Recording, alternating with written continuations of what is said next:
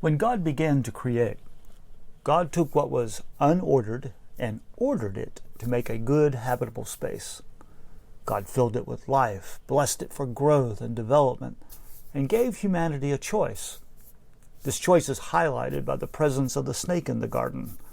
The snake is clever, but is also a symbol of chaos in the ancient world.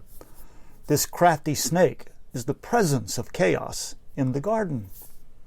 But why does God permit chaos in the garden? Perhaps it highlights freedom.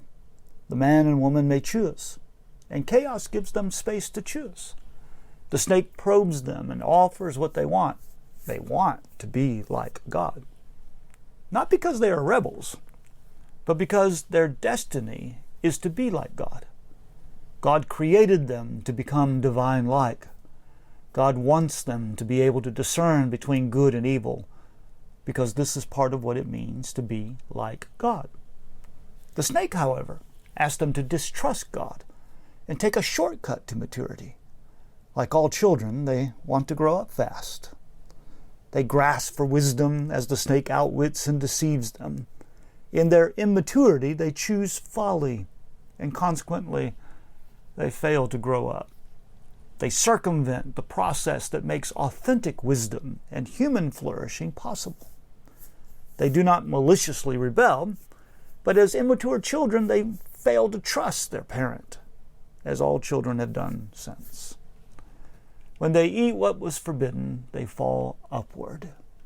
They gain knowledge, but they aren't ready for it.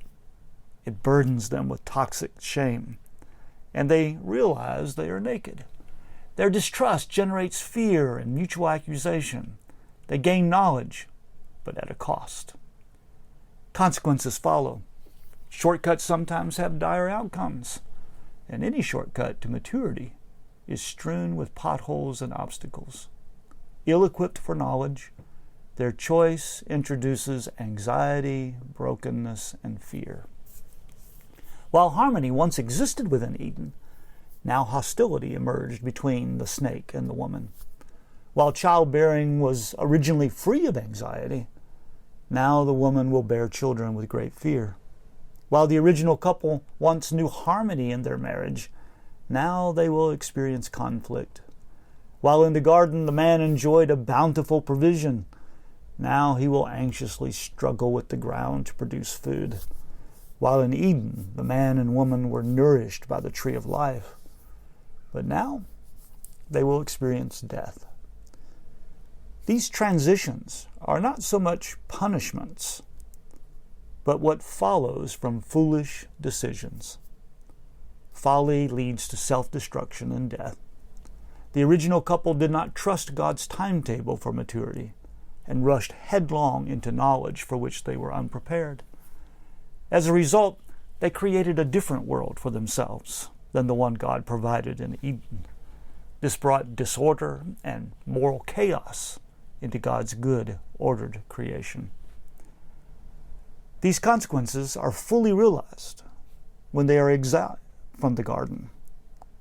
Due to their folly, life was no longer innocent, but God responded with honesty and grace. God described the consequences and then graced them with clothing, preserved their lives east of Eden, and blessed them with children. They now became Adam and Eve, as the man named Eve as the mother of all living. This is no angry God, but a loving parent who practices tough love with children who must learn how to live the hard way.